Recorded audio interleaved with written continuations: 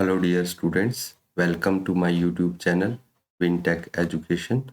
I am here with lecture 2 of Applied Physics, Unit 1, Units and Dimensions, and topics of the today's lecture are: first topic is rules for writing SI units and their symbols.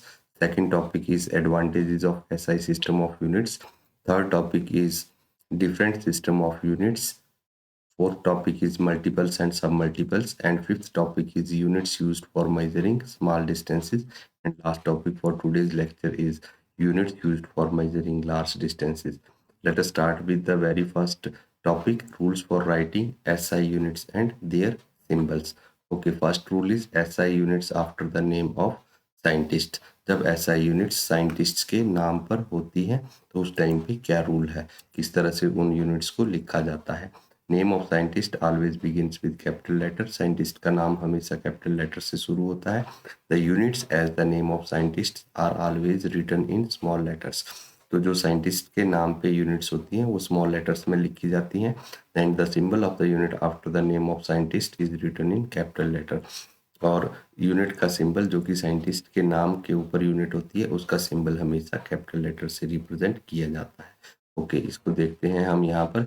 जैसे कि यहाँ पे आपका name of scientist जो है that is name of scientist is Newton. Name of तो यहाँ पर कैपिटल एन से लिखा जाएगा and unit of force is Newton, यहाँ पर स्मॉल एन से लिखा जाएगा और सिंबॉलिकली इसको कैपिटल एन से रिप्रेजेंट किया जाएगा। ओके, नेक्स्ट आता है आपका नेम ऑफ साइंटिस्ट है जाउल, तो इसको जो है वो कैपिटल जे से लिखा जाएगा। और यहाँ पर यूनिट ऑफ एनर्जी जो है वो जाउल होता है तो उसको स्मॉल जे से लिखा जाएगा और सिंबॉलिकली उसको कैपिटल जे से रिप्रेजेंट किया जाएगा। ओके, नेक्स्ट आते हैं हम सेकंड रूल पे। सेकंड रूल है सिंबल ऑफ यूनिट्स के लिए। Okay, symbol of units named after name of scientist are after not named after name of scientist are written in small letters. That is, अगर हाँ अब हम उन units को लिखेंगे जो कि साइंटिस्ट के नाम पर नहीं है तो उन यूनिट्स को कैसे लिखा जाता है जो साइंटिस्ट के नाम पर नहीं है। जैसे कि लेंथ का यूनिट जो है वो आपका मीटर है तो उसको स्मॉल एम से रिप्रेजेंट किया जाएगा। टाइम का यूनिट जो है वो किलोग्राम है उसको केजी लिखा जाएगा। और टाइम का यूनिट जो है वो सेकंड है उसको सेकंड लिखा जाएगा। मास का यूनिट जो है वो किलोग्राम है उसको स्मॉल केजी लिखा जाएगा। टाइम का यूनिट जो है वो सेकंड है उसको स्मॉल एस से रिप्रेजेंट किया जाएगा। नेक्स्ट देखते हैं, नेक्स्ट है स्पेसिस। ओके, तो स्पेसिस के लिए क्या रूलिंग है। स्पेसिस के लिए रूल है while writing measurement of physical quantities space is left between numeric value and unit. जब भी हम किसी फिजिकल क्वांटिटी को मेजरमेंट लिखते हैं फिजिकल क्वांटिटी का तो न्यूमेरिक वैल्यू और यूनिट्स के बीच में स्पेस जो है वो छोड़ा जाता है। इसको हम देखते हैं एक एग्जांपल से। जैसे कि यहाँ पे हमारे पास मास जो है वो आपका बॉडी का मास कितना है 20 किलोग्राम है तो 20 और किलोग्राम के बीच में स्पेस छोड़ा जाएगा। या फिर यहाँ पर आपका वेलोसिटी ऑफ बॉडी जो है वो 20 मीटर पर सेकेंड है तो 20 और मीटर और पर सेकेंड के बीच में स्पेस छोड़ा जाएगा। या फिर डेंसिटी ऑफ बॉडी जो है वो 20 किलोग्राम पर मीटर क्यूब है तो इसका न्यूमेरिक वैल्यू 20 है और ये इसका यूनिट है तो इन दोनों के बीच में न्यूमेरिक वैल्यू और यूनिट के बीच में हमेशा डिस्टेंस जो है वो छोड़ा जाता है। ओके, नेक्स्ट देखते हैं prefixes with the SI units या फिर prefixes with the units. Units के साथ जब हम प्रीफिक्सेस लिखते हैं तो no space is left between symbol of prefix and symbol of unit. तो सिंबल ऑफ यूनिट और सिंबल ऑफ प्रीफिक्स के बीच में कोई स्पेस नहीं छोड़ा जाता है। जैसे कि यहाँ पर no space is left between prefix and symbol. Okay, यहाँ पर आता है आपका लेंथ जो है, लेंथ जैसे कि 5 किलोमीटर है तो 5 किलोमीटर में किलो जो है वो आपका प्रीफिक्स है और मीटर इसका यूनिट है तो इन दोनों के बीच में कोई स्पेस नहीं होगा। या फिर 6 माइक्रोमीटर है तो माइक्रो जो है यहाँ पर आपका प्रीफिक्स है और मीटर यहाँ पर यूनिट है तो माइक्रो और मीटर के बीच में कोई स्पेस नहीं छोड़ा जाएगा। नेक्स्ट आता है नो फुल स्टॉप्स। ओके, तो नो फुल स्टॉप्स क्या है आपका। नो फुल स्टॉप्स और other punctuation marks are used after the symbol of units. तो सिंबल ऑफ यूनिट्स के बाद ना तो फुल स्टॉप्स लगाए जाते हैं और ना ही कोई वहाँ पर उनके बाद में पंक्चुएशन मार्क यूज किया जाता है।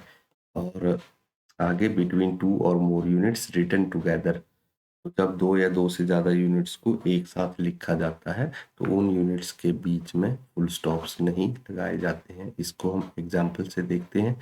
यहाँ पर क्या एग्जाम्पल है आपका, यहाँ पर एग्जाम्पल है किलोमीटर। तो किलोमीटर जो है वो KM लिखा जाएगा, ना कि K full stop M full stop लिखा जाएगा।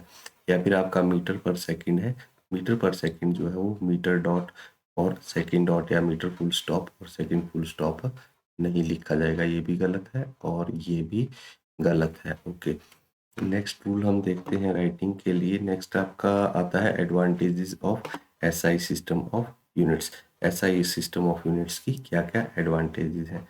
फर्स्ट एडवांटेज है आपका SI सिस्टम का, फर्स्ट एडवांटेज है आपका SI सिस्टम का, it is rational system of unit है और एक फिजिकल क्वांटिटी के लिए एक ही यूनिट होता है। ओके, सेकेंड एडवांटेज है ये कोहेरेंट सिस्टम ऑफ यूनिट है, इसमें फंडामेंटल यूनिट्स होती हैं और फिर डिराइव्ड यूनिट्स आती हैं। थर्ड है ये मीट्रिक सिस्टम ऑफ यूनिट्स है, इजीली 10 की पावर्स में इसको एक्सप्रेस किया जा सकता है। ओके, नेक्स्ट है closely related to CGS system of unit है, तो आसानी से आप SI को CGS में कन्वर्ट कर सकते हैं। ओके, नेक्स्ट है आपका SI सिस्टम है इंटरनेशनली एक्सेप्टेबल है। नेक्स्ट है आपका ये एब्सोल्यूट सिस्टम ऑफ यूनिट है, ग्रेविटेशनल सिस्टम ऑफ यूनिट नहीं है। और एक और एडवांटेज है, it does not change with time and place. तो ऐसा ही सिस्टम ऑफ यूनिट्स जो है वो टाइम और प्लेस के साथ चेंज नहीं होती है। नेक्स्ट लेते हैं डिफरेंट सिस्टम ऑफ यूनिट्स। तो मेजरमेंट के लिए जो different system of units use किए जाते हैं वो हमारे पास कहलाते हैं डिफरेंट सिस्टम ऑफ यूनिट्स।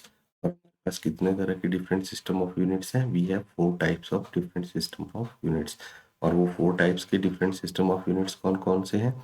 एक आ गया आपका FPS सिस्टम ऑफ यूनिट, दूसरा आ गया CGS सिस्टम ऑफ यूनिट, तीसरा MKS सिस्टम ऑफ यूनिट और चौथा आ गया SI सिस्टम ऑफ यूनिट्स।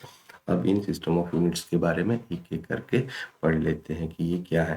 पहला हम देखते हैं FPS system of unit. Okay, FPS system of unit को ब्रिटिश सिस्टम ऑफ यूनिट भी कहा जाता है।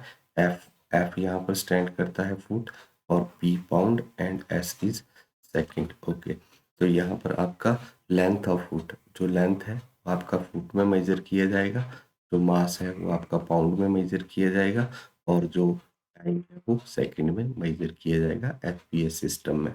ओके, अब यहाँ पर ये पता होना चाहिए 1 फुट जो है वो 12 इंच होता है और 1 इंच जो है वो 2.54 सेंटीमीटर होता है। तो ये आपका बन जाएगा 30.48 सेंटीमीटर।